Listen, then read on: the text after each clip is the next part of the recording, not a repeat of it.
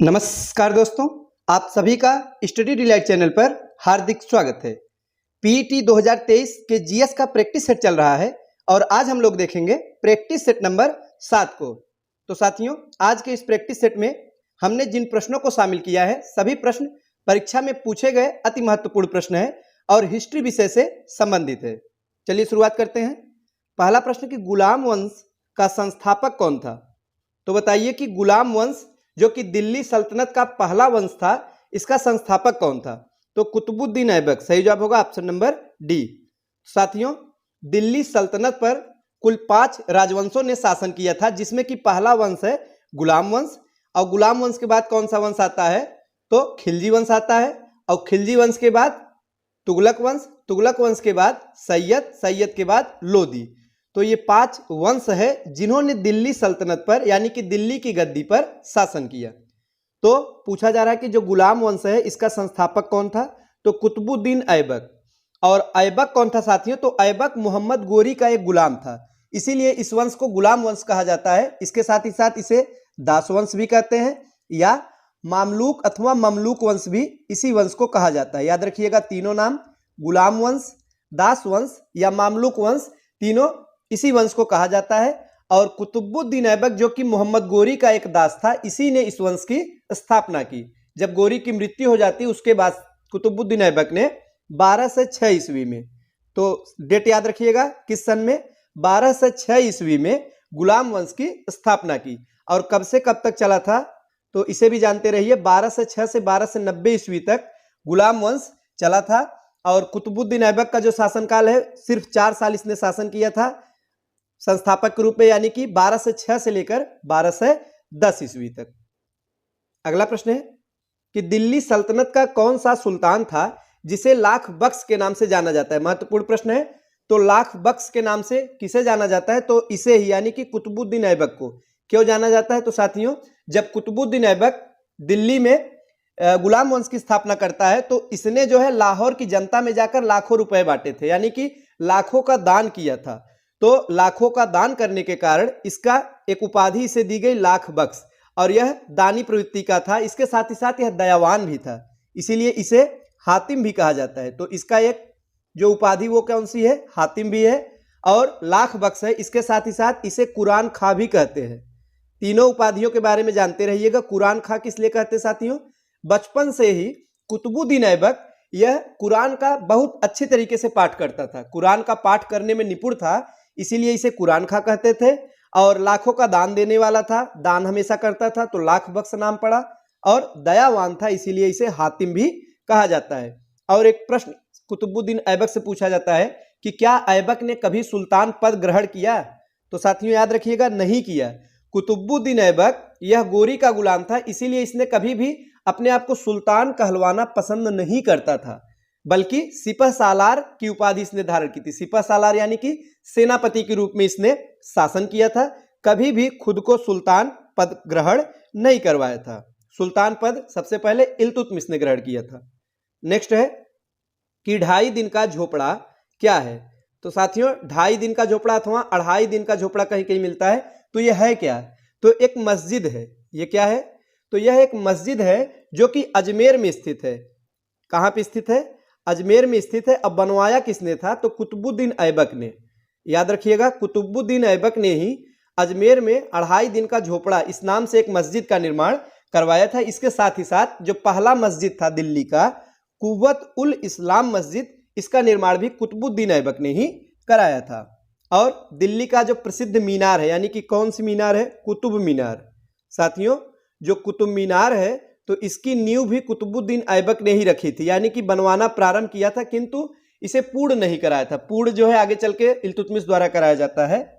और कुतुब मीनार से एक प्रश्न बनता है कि कुतुब मीनार का नाम किसके नाम पर पड़ा? तो ज्यादातर जो नहीं पढ़े हैं वे कुतुबुद्दीन ऐबक को ही मानते हैं कि अपने नाम पर इसने बनवाया था, लेकिन ऐसा नहीं है। कुतुबुद्दीन ऐबक का एक गुरु था, नाम था कुतुबुद्दीन बख्तियार काकी। कुतुबुद्दीन बख्तियार काकी, और अपने गुरु के ही नाम पर इसने जो है कुतुब मीनार का नाम रखा था। नेक्स्ट है कि कुव्वत उल इस्लाम मस्जिद तथा 2.5 दिन का झोपड़ा क्रमशः स्थित है। तो कहाँ कहाँ स्थित है ये हमें बताना है। तो अभी हमने व्याख्या में बता दिया है। फिर से देख लेते हैं कि कुव्वत उल इस्लाम मस्जिद यह दिल्ली में स्थित है। कहाँ पे है साथियों? दिल्ली में है। और 2.5 दिन का झोपड़ा कहाँ है? तो अजमेर में। तो सही जवाब होगा ऑप्शन नंबर डी, यानी कि क्रमशः पहला वाला कहाँ हो जाएगा? दिल्ली में। दूसरा वाला कहाँ हो जाएगा? अजमेर में। अगला प्रश्न है कि निम्नलिखित में से किसने प्रसिद्ध कुतुब मीनार के निर्माण में योगदान नहीं दिया था? तो साथियों बताइए कि किसने कुतुब मीनार के निर्माण में अपना योगदान नहीं दिया? तो गयासुद्दीन तुगलक ने। कुतुबुद्दीन ऐबक ने तो निर्माण का प्रारंभ कराया, यानी कि इसकी नींव रखी। इल्तुतमिश ने पूरा कराया, बाद में यह टूट जाता है, इसका ऊपरी कुछ मंजिला टूट जाती है, फिर फिरोज शाह तुगलक ने मरम्मत कराया था। तो तीनों ने कुछ न कुछ जो है अपना योगदान दिया था कुतुब मीनार के निर्माण में, लेकिन गयासुद्दीन तुगलक का इससे कोई लेना देना नहीं था। सही जवाब होगा ऑप्शन नंबर सी। आइए देखते हैं अगला प्रश्न कि सुल्तान कुतुबुद्दीन ऐबक की मृत्यु कैसे हुई? तो साथियों कुतुबुद्दीन ऐबक की जो मृत्यु हुई थी वो चौगान की क्रीड़ा के दौरान अश्व से गिरने के पश्चात मृत्यु हो गई, यानी कि वह चौगान खेल रहा था। चौगान यानी कि आधुनिक जो पोलो गेम है इसी के तरीके से था एक चौगान गेम। तो चौगान खेलते समय घोड़े से गिरकर उसकी मृत्यु हो गई थी। आगे है कि निम्नलिखित में से किसने दिल्ली को सल्तनत की राजधानी के रूप में स्थापित किया? बताइए कि दिल्ली को सल्तनत के रूप में किसने स्थापित किया था? तो इल्तुतमिश ने। सही जवाब होगा ऑप्शन नंबर बी। तो साथियों सबसे पहले जब कुतुबुद्दीन ऐबक यहाँ का संस्थापक था तो उसकी जो राजधानी उसने बनाया था लाहौर को बनाया था, लेकिन जैसे ही इल्तुतमिश गद्दी पर बैठता है तो उसने जो है अपनी राजधानी दिल्ली बनाई। कहाँ पे बनाया था? याद रखिएगा, दिल्ली सबसे पहले राजधानी बनाने वाला शासक था इल्तुतमिश। नेक्स्ट है कि दिल्ली का वह प्रथम सुल्तान कौन था जिसने नियमित सिक्के जारी किए तथा दिल्ली को अपने साम्राज्य की राजधानी घोषित की? तो अभी हमने देखा कि दिल्ली को राजधानी बनाया किसने? इल्तुतमिश ने। इसके साथ ही साथ नियमित सिक्के भी इसी ने जारी किए। तो नियमित सिक्के से आप क्या समझते हैं? साथियों नियमित सिक्के का तात्पर्य है कि इसने शुद्ध अरबी के सिक्के चलाए और 2 सिक्के प्रसिद्ध है, एक है टंका या टका कहते हैं और एक है जीतल। कई बार परीक्षा में पूछा जाता है, तो याद रखिएगा चांदी का सिक्का था जिसे टंका नाम दिया गया था, इल्तुतमिश ने चलाया था, और तांबे का जीतल चलाया था। तो साथियों इल्तुतमिश द्वारा चलाए गए 2 प्रमुख सिक्के कौन कौन से हैं? चांदी का टका और तांबे का जीतल। और इसी के साथ ही इसने दिल्ली को अपनी राजधानी घोषित की थी। अगला प्रश्न कि गुलाम का गुलाम किसे कहा गया? महत्वपूर्ण है, बताइए कि किसे कहा गया गुलाम का गुलाम? तो गुलाम का गुलाम कहा गया था इल्तुतमिश को। क्यों कहा गया? क्योंकि गुलाम यानी कौन? तो कुतुबुद्दीन ऐबक का यह गुलाम था और ऐबक स्वयं एक गुलाम था। किसका था? गोरी का। तो गुलाम का गुलाम यानी कि ऐबक का गुलाम। अगला प्रश्न, निम्नलिखित में से कौन मध्यकालीन भारत की प्रथम महिला शासकिया थी? महत्वपूर्ण है, तो मध्यकालीन भारत की जो पहली महिला शासकिया थी वो थी रजिया सुल्तान। कौन थी? रजिया सुल्तान थी, जो कि मध्यकालीन भारत की पहली महिला शासकिया थी। साथियों यह इल्तुतमिश की पुत्री थी और इल्तुतमिश इसे बहुत मानता था और यह बहुत बहादुर महिला थी, निडर थी और इसके अंदर एक कुशल शासक बनने का संपूर्ण गुण था।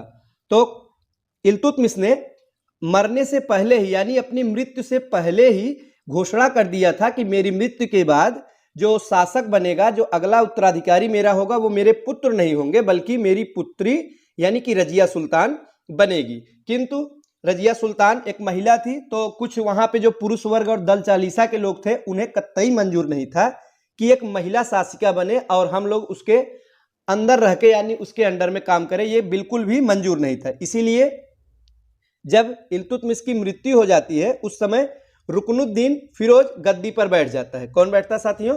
रुकनुद्दीन फिरोज गद्दी पर बैठता है, किंतु रजिया सुल्तान जनता के सहयोग से बाद में उसकी हत्या करवा देती है और खुद जो है राजगद्दी पर बैठ जाती है।